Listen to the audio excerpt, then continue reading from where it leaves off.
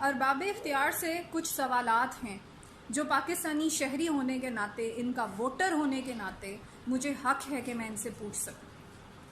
سب سے پہلا سوال تو یہ ہے جناب کہ 18 جولائی کو جب شعیب دستگیر نے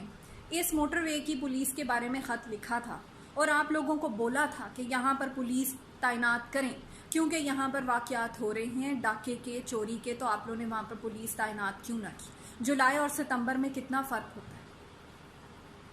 جب آپ کو پتا تھا کہ اس موٹر وے پر نہ آپ نے کوئی اسٹریٹ لائٹس لگائی ہوئی ہیں، نہ آپ نے کوئی پولیس ڈپلوائے کی ہوئی ہے، جب آپ لوگوں کو سب پتا ہوتا ہے کہ یہاں پر کتنے ڈاکے پڑے ہیں اور کتنی چوریاں ہو رہی ہیں اور یہ کس قسم کا علاقہ ہے، تو آپ نے اس موٹر وے کو کیوں کھولا؟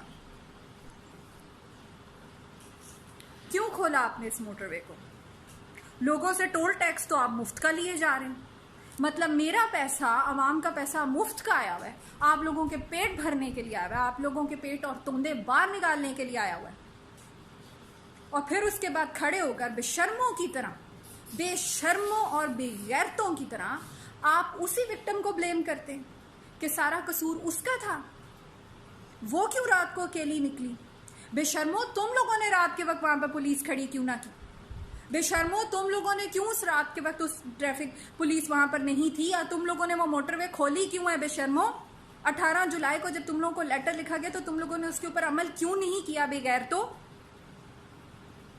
آ کے ہم عورتوں کو سبق سکھانا شروع کر دیتے ہو بے شرموں کی طرح۔